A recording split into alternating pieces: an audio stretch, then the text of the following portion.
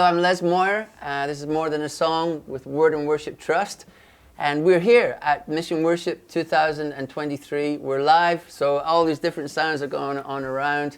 But also I have Steve with me, Steve Harding. Hello. Yeah, so Steve, good friend, A&R buddy, and we worked together for many years. But you're here with Songs from the Soil, wasn't it? That's right. Tell me more about that project, the vision, and everything that's been going on. For sure. So the Songs from the Soil project was born out of a desire to see the UK church really find its voice again and begin writing songs. We looked at somewhat what the church was singing, and some incredible stuff in there. Some beautiful stuff from the history, from some old songs, some songs from the 80s and 90s, which you might have had something to do with, and to the present day. I remember those days. Yeah. Those songs. Yeah. Some beautiful songs, and then some, in more recent years, some beautiful songs from around the world as well, which have been such a gift to the UK church. So good to have so many flavours from around the world. But in that, we wondered whether the church has lost a bit of a taste for home-cooked songs as well. So it's as part of the diet of our hymnal. Like, where are the songs that are coming up today in 2023? From churches that really tell the testimony, that really tell the story of what God is doing in our time and our place. Yes. So the project really was, the project was really born out of a desire to see something come up from the soil in our time and in our day. Because you know, even some of those classics we're talking about, they were only just written for the local church. They weren't written to become, you know, that's it. And so, we all know that phrase, you know, people sing their own songs the loudest.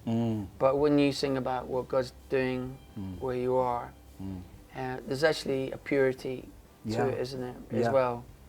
And some of these songs, they're pastorally written, and they're prophetically written.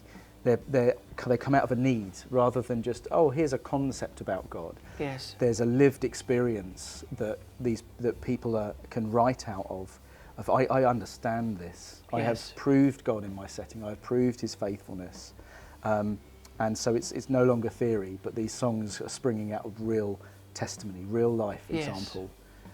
And say the prophetic element of saying that thing that needs to be said. Yes. So I think I'm really hopeful for songs that people in their own communities are saying, what would I sing to my children? What would I sing to the person in the pew next to me? What do I need to speak to my family and to my friends in my community? So we're just doing what we can to help that. And part of that is conversation. It's asking people what's going on, what is God doing. Yes. Part of it is we record and we write songs gather UK artists together of different and diverse backgrounds to write songs that live in this place, that live in and write from the soil of from where they're from. And then the third part, which we haven't actually started yet, but we'd love to also, as well as creating an imagination for writing local songs, is to equip people with training. So we'd love to help give, and that's what we're doing today at Mission Worship. So Lucy Grimble and Aaron Keys were fantastic at just bringing a few tools to people to help both create an imagination for the songs, but then how do you help these songs connect? How do you make them beautiful? How do you make them connected to the community that you're in? Yes. Excellent. Steve, I'm thinking about the soil. I'm thinking how you make the soil, you know, ready. Do you know what I mean? And so I'm just thinking about like local situations. Going back to that, where, you know, obviously the leaders are for the worship. They're for new songs. Absolutely. For and that's when I think about, you know, even those songs in the past. That, you know, John Noble with Dave Bilborough, Ian Brian Houston, obviously at Hillsong, and different leaders that they have really, like, come on, sing, Roger Forster, all these things, sing, we want you to do that, and so so it's also like like you said, it's a leadership situation, isn't it? Yes, yeah, Where absolutely. they're encouraging the guys. Well, two people, which we actually even talked about earlier, with John Wimber, and I don't know if I told you the story, Steve, but Graham Kendrick and I had the privilege of going to Anaheim to sit in this songwriters get together of the Vineyard guys. Yeah. And so John Wimber was speaking, and there was this table on the right. I can still see it, and it had basically all these books on this table, and then John Wimber was just saying, how the Lord is just really blessing the Vineyard movement. These songs are impacting the church. Songs are going around the world. All these things. But he said, but there's a couple of subjects that we're not writing songs about. And one of them was about the cross. One of them was about the blood of Christ. Wow. And he said, so what I've done is I've bought you all these books. And I want you to take these books home. Yes. And I want you to write songs about it. Yeah. So that was an amazing thing for me to see a church leader, apostolic leader, just saying, we need these songs. We need you to write these songs. And then the other one is just obviously Bill Johnson, where he's very strong on singing the prophetic. So singing the prophetic word. So like to your local church, if there's been a prophetic word over your local church, then to put that into song. Yeah. And as people sing it, then faith rises that they're going to see this happen. So so I love obviously people like Dave Fellingham, fathers who really encouraged the songwriters in their local situation. Yeah, absolutely. It's just one of the most amazing things to be in a community.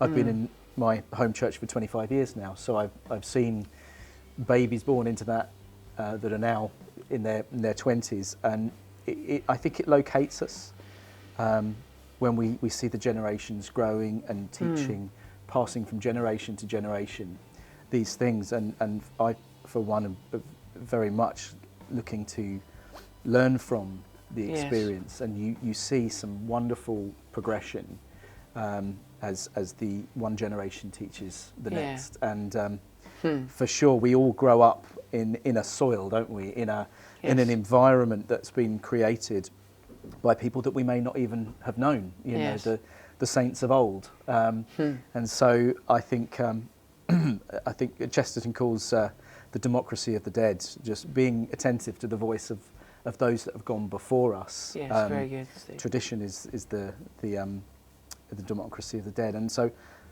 absolutely. When we create something, we are not creating that out of nothing. Yes, we are standing on the shoulders of giants and of my mum and dad. You know, I remember it's so pivotal in my life, and for sure there's many before. You sometimes see those family trees, and it goes back, and all of those people faithfully digging the ground where they are, to carry on the metaphor slightly too far. No, at all. So different soils.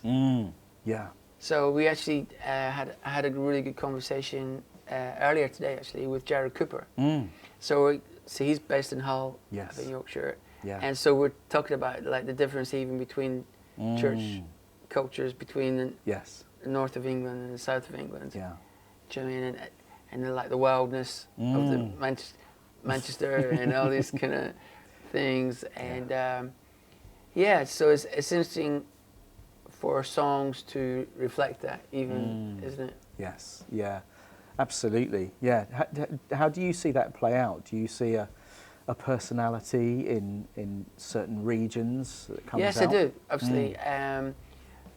Personally, I see, and not to generalise too much, I see the church leaders in London, like statesmen, do you know what I mean? And but then I look at the church leaders in Manchester, and they're just they're full on, really, really full on. Yeah. And you got your Andy Hawthorns and your Anthony Delaney's and Deborah Greens doing, and they're just going for it in a big way.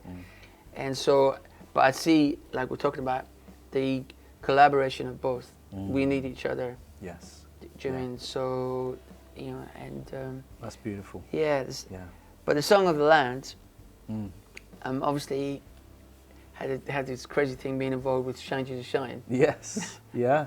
which then like became like the national Mm. Yeah. anthem of, do you mean? Yeah. Or as the as BBC guy said, a school assembly banger. It was. Was it Tune. the Sweet Carolina of school assemblies? That's what he said. Yes. Yeah. Stone Cold. Classic.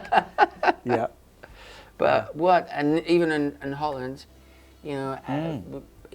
the guys at Mosaic, well, as and wider, they've written this song "Jesus Over Winter," Mm. and it's Yes. become like another Yes. hymnal Yeah. anthem, and yeah, And what do you think that does? What, in terms of Shine Jesus, that became an anthem, it became a unifier. What are you seeing the same thing in Holland? yes. So this song, Mm. it's "Jesus Over Winter," which is actually Jesus Victorious Yes. in Yeah. English, and that would be the "In Christ Alone" Mm. Mm. of current Yes. of now. Yeah. And they're playing at church bells. I mean, it's just gone Great fun. right along orchestral versions. Yeah. Did you mean? And it's just Yeah. become the hymn. What I think though for the church, like talking about songs from the soil, when a song comes, it's almost like our song, even for the nation. It Yes. becomes Yeah. our song. Mm. And the other thing I was going to say earlier was, but it's also giving confidence Yes. to the Dutch songwriters, Yes. because those three writers came together for it, and it's given them confidence to write songs in their own language Yeah. about what God is saying to their nation. Yes. And so I think Every it's tribe been- and tongue. Yes. No, it's been but because as I was going to say to you, you know, the thing about starting, you know, helping people find their voice again, is almost like this confidence level, Yes. Yeah. and that's what I maybe seen in the UK, people became, lost a bit of confidence Yeah. for some reason, and It's Yeah. sometimes when there are some these, we were saying before, just this gift from different places. It's like, Yeah. oh, how do I compete with that? yeah, But that's the challenge, isn't it? Yes. We don't need to compete. No, you don't. We are. We bring what we have. We bring our loaves and fishes, and I do think that the church needs expression in every time and in every day, and in every age. And so, for sure, in whatever country that is. And I wonder if we see a little bit of the almost the negative side of this, with people being suspicious and there being barriers. But I really feel like having joy in the expression of your own country yes, is not at the expense of, it's an inclusive thing, because I think that's the picture we see in Revelation, and the picture of the yes, churches as multifaceted and from every culture and tribe and tongue, and yes, so that's a beautiful thing. yeah. You know, I was thinking about Steve. I was thinking about Rent Collective, Mm. because obviously, like Maya Lighthouse, Yeah. another school assembly banger. Mm. And, Yeah. but it's just like one of those. Do you mean The kids love it. my kids' favourite. The song Yeah. has come, and their sound has come from their lands. Yes, absolutely. Do you mean? So, yeah. So our prayer really, Steve, is that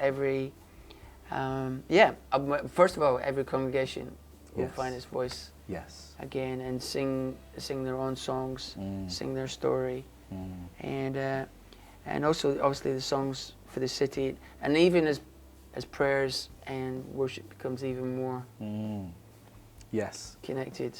Yeah. That's wonderful, isn't it, when you can't tell where the prayer ends and where the worship begins. Yeah, Yeah. absolutely. But you're doing so well, Steve, with this project. Oh, And, yeah, it's going to. Thanks, Les. Yeah, just to keep seeing, calling out the sound, Yeah. calling out the sound of. We feel like we've been called to plant a few seeds and see what God does. So yeah, it's an exercise in patience and in prayer, because things don't happen overnight, but Yeah. we trust that the gardener in Scripture is still gardening. So Yeah. we want to join in with that. Yeah. And we had a great time last Saturday, didn't we? At the Step Forward Step Awards. Forward, yes. And one of the songs that you'd been part of was awarded, was it Worship Song of the Year? Slightly awkward. Got nominated for several, but didn't win. Oh, but then was the KXC one? Yeah, the KXC one, which was beautiful. Okay. Yeah, yeah. So, and Philippa. Yes. So many gifted songwriters. Yeah, Philippa Hanna, just a fantastic songwriter as well. So, she did win. Although I didn't see it because I was presenting the next award, so I had to apologise. So I missed that one. No, but I just see God's going to really bless the work of your hands in that way, and it's such a great thing to do, and just to encourage local songwriters. And I just pray that today and this weekend especially has also been an encouragement to so many songwriters. And if you want to share this conversation, please hit like, subscribe, and share, and let as many people hear this conversation as possible. God bless you.